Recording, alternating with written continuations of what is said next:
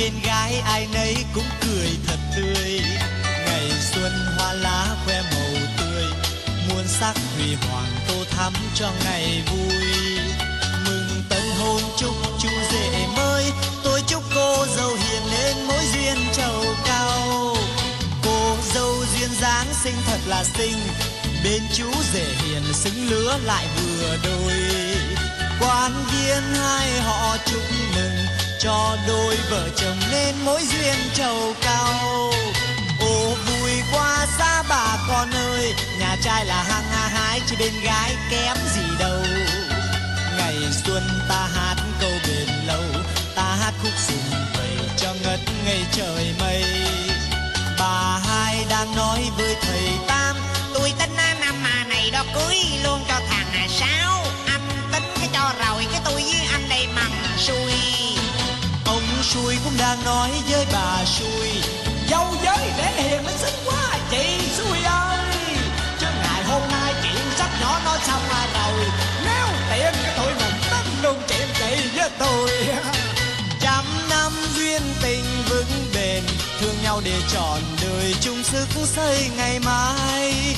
Tương lai chung một hướng đời, cho nhau niềm vui niềm tin yêu sáng ngời. Cho nhau môi mặn hương nồng, cho nhau nụ hồng còn chính nguyên phơi phới. Sáng năm cho đời một tin mừng, con cưng đầu lòng là một bé trai thật là ok.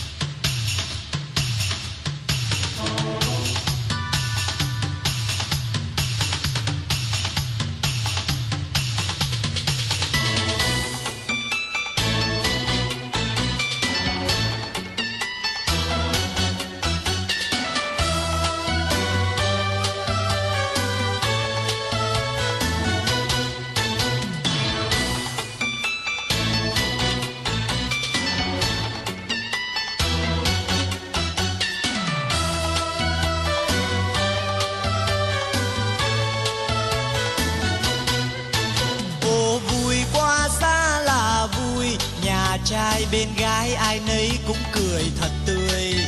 Ngày xuân hoa lá khoe màu tươi, muôn sắc huy hoàng tô thắm cho ngày vui. Mừng tân hôn chúc chú rể mới, tôi chúc cô dâu hiền nên mối duyên trầu cao. Cô dâu duyên dáng xinh thật là xinh, bên chú rể hiền xứng lứa lại vừa đôi. Quan viên hai họ chúc mừng cho đôi vợ chồng nên mối duyên trầu cao. Ô vui quá xa bà con ơi, nhà trai là hăng hái chứ bên gái kém gì đâu. Ngày xuân ta hát câu bền lâu, ta hát khúc sum vầy cho ngất ngây trời mây. Bà hai đang nói với thầy Tam, tôi tính năm này đó cưới luôn cho thằng Sáu. Anh tính cái cho rồi cái tôi với anh đây mằng xui. Ông xui cũng đang nói với bà xui, dâu giới để hiền nó xinh quá chị xui ơi. Chứ ngày hôm nay chuyện sách nhỏ nó xong rồi, nếu tiện cái tụi mình tính luôn chuyện chị với tôi. trăm năm duyên tình vững bền, thương nhau để trọn đời chung sức xây ngày mai. Tương lai chung một hướng đời, cho nhau niềm vui niềm tin yêu sáng ngời. Cho nhau môi mặn hương nồng, cho nhau nụ hồng còn chính nguyên phơi phới. Sáng năm cho đời một tin mừng, con cưng đầu lòng là một bé trai thật là ngoan. Ôi vui quá xa trời ơi, ô vui quá xa chị ơi. ô vui quá xa anh ơi, ô vui quá xa bà ơi. Ô vui quá xa bà con ơi.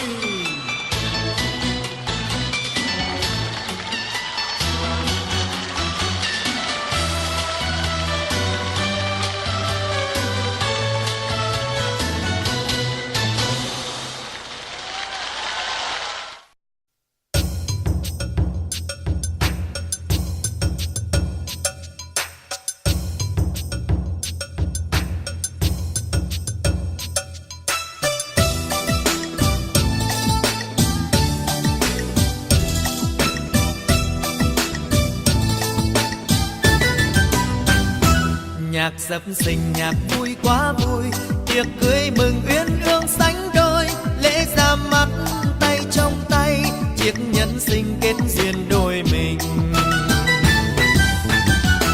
Cả hai họ đều tươi như hoa, thật rộn ràng là bao câu ca, lời ca chúc cho hai người phúc trăm năm thắm duyên nồng, mãi bên nhau cháu con đầy đà. Rộn tiếng cười người vui quá vui, rượu thơm nồng nào ta uống say, một ly nữa chúc cho duyên tình mãi xanh tươi suốt cuộc đời, vẫn bên nhau như cau với trầu. Này khăn đông đội tóc, này đôi guốc mọc mới, chiếc áo dài cài nhiều hoa xinh. Mừng em nhé hạnh phúc, mừng anh nhé hạnh phúc, đám cưới mình thật đẹp như mơ. Nhạc sập sình nhạc vui quá vui, tiệc cưới mừng uyên ương sánh đôi, lễ ra mắt tay trong tay, chiếc nhẫn sinh kết duyên đôi mình. Cả hai họ đều tươi như hoa, thật rộn ràng là bao câu ca, lời ca chúc cho hai người phúc trăm năm thắm duyên nồng, mãi bên nhau cháu con đầy đàn. Rộn tiếng cười người vui quá vui, rượu thơm nồng nào ta uống say, một ly nữa chúc cho duyên tình mãi xanh tươi suốt cuộc đời, vẫn bên nhau như cau với trầu. Này khăn đông đội tóc, này đôi guốc mọc mới, chiếc áo dài cài nhiều hoa xinh. Mừng em nhé hạnh phúc, mừng anh nhé hạnh phúc, đám cưới mình thật đẹp như mơ.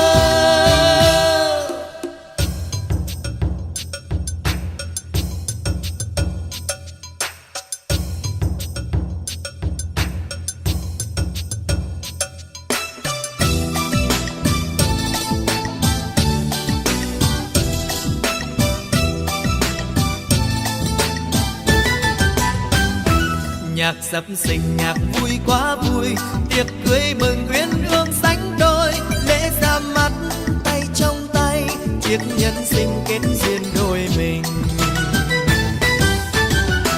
Cả hai họ đều tươi như hoa, thật rộn ràng là bao câu ca, lời ca chúc cho hai người phúc trăm năm thắm duyên nồng, mãi bên nhau cháu con đầy đàn.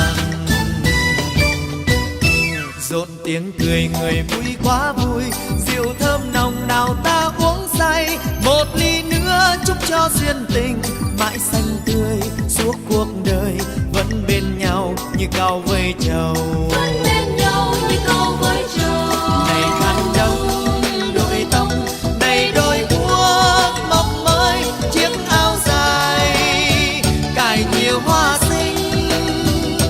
Mừng em nhé hạnh phúc, mừng anh nhé hạnh phúc, đám cưới mình thật đẹp như mơ. Này khăn đông đội tóc, này đôi guốc mọc mới, chiếc áo dài cài nhiều hoa xinh. Mừng em nhé hạnh phúc, mừng anh nhé hạnh phúc, đám cưới mình thật đẹp như mơ.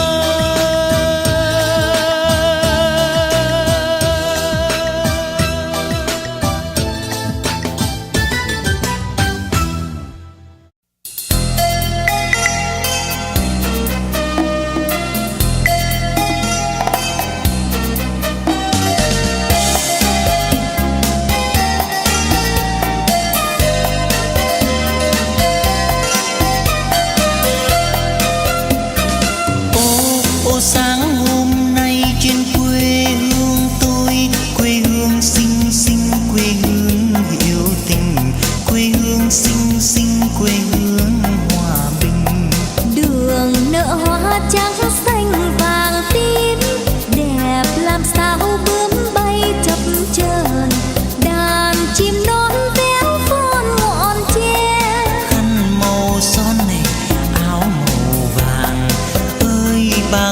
đến xem mùa cưới. Chân hai công nỉ tay dù hồng, lâu thật lâu mới có được một ngày vui.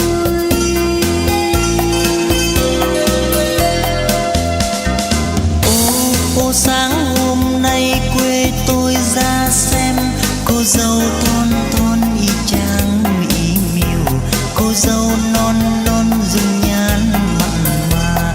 Chà, nhà ai có ông rể quý, Chà, nhà ai có cô dâu hiền. Ồ, ngộ thấy có con lợn quay, xôi đầy mâm câu đầy buồn. đây nguồn vui hiếm hoi ngày cưới. Trông thật hay, trông buồn cười. Xa mà xem mới thấy cả một niềm vui. Em ơi, người tình tôi ơi, em ơi, xem người ta họ cưới nhau rồi. Anh ơi, người tình tôi ơi, anh ơi, chuyện chúng mình đã tính sao chưa?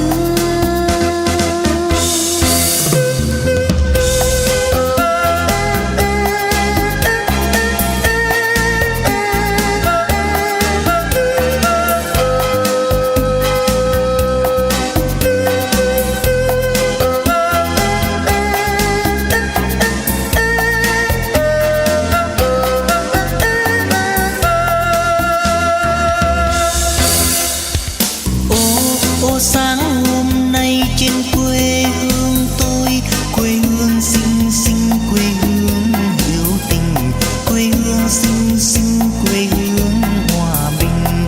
Đường nở hoa trắng xanh vàng tím, đẹp làm sao bướm bay chập chờn, đàn chim non téo phon ngọn tre. Khăn màu son này, áo màu vàng, ơi bà con đến xem mùa cưới. Chân hai công nỉ tay dù hồng, lâu thật lâu mới có được một ngày vui.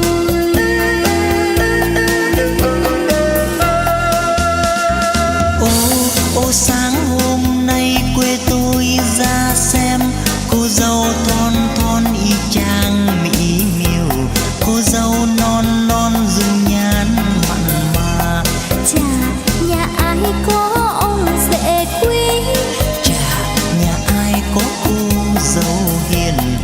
Ồ, ngộ thay có con lợn quay, xôi đầy mâm nỉ câu đầy buồn.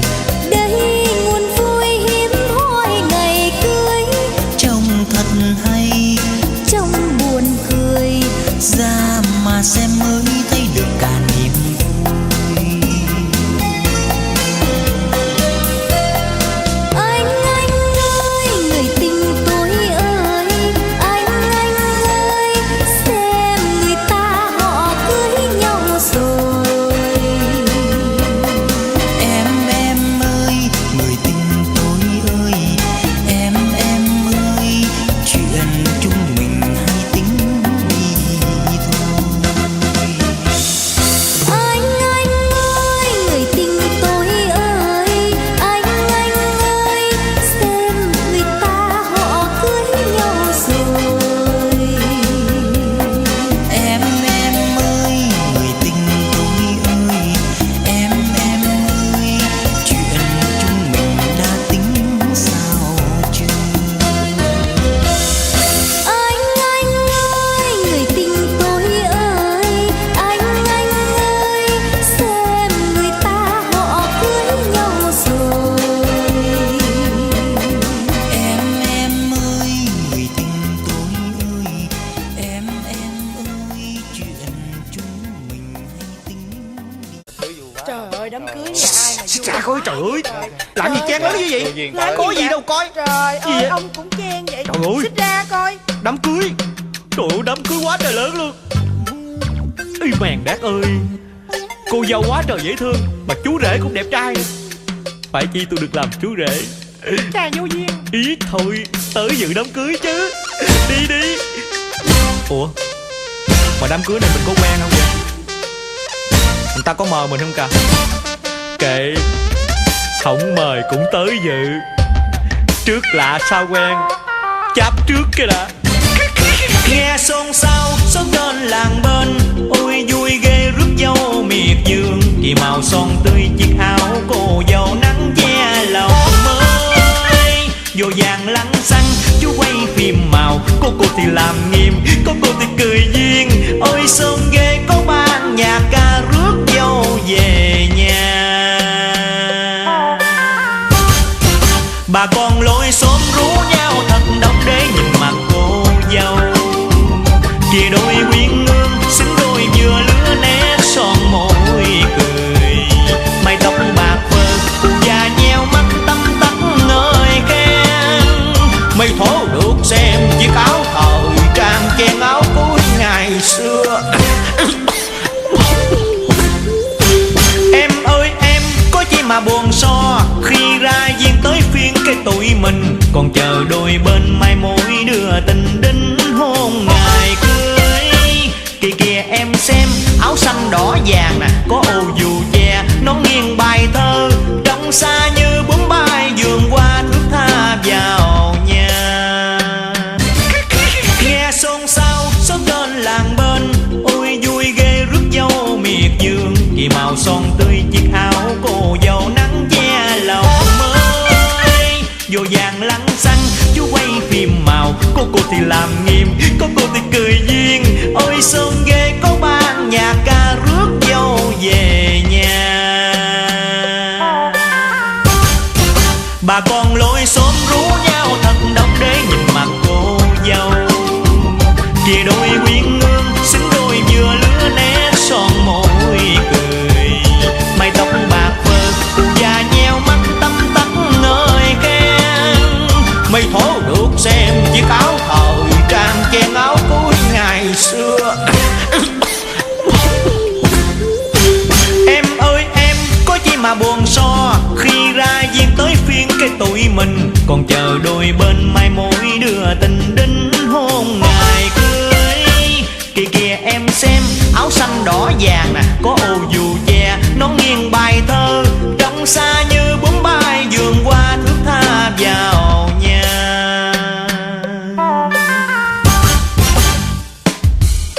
Vui ơi vui, vui quá là vui. Trời ơi vui, vui thiệt là vui. Trời ơi anh Bảy, anh làm gì mà đám cưới tụi nhỏ mà anh rên dữ vậy anh Bảy? Tôi vừa rên nào cái tôi thấy tụi nhỏ đám cưới vui quá rồi tôi định cài rồi đó. Mà màn đám cưới lớn quá vậy chắc tối nay cô dâu với chú rể mệt dữ rồi nha. Anh sao kỳ quá vậy? Tụi nhỏ nó lo nó đãi bàn tiếp đãi khách khứa nó mệt chứ có gì đâu. Tôi sợ nó mệt rồi nó mỏi. Nghe xôn xao xóm trên làng bên, ôi vui ghê rước dâu miệt vườn. Thì màu son tươi chiếc áo cô dâu nắng che lòng mới. Vô vàng lăng xăng chú quay phim màu, cô thì làm nhiệm ý, có cô thì cười duyên. Coi sông ghê có ban nhạc ca rước dâu về nhà. Bà con lối xóm rú nhau thật đông để nhìn mặt cô dâu. Kìa đôi quyến ngương xứng đôi vừa lứa nét son môi cười. Mái tóc bạc phơ và nheo mắt tăm tắt ngời khen. Mày thấu được xem chiếc áo thời trang chen áo cuối ngày xưa. Em ơi em có chi mà buồn so, khi ra duyên tới phiên cái tụi mình còn chờ đôi bên mai mối đưa tình đính hôn ngày cưới. Kìa kìa em xem áo xanh đỏ vàng nè,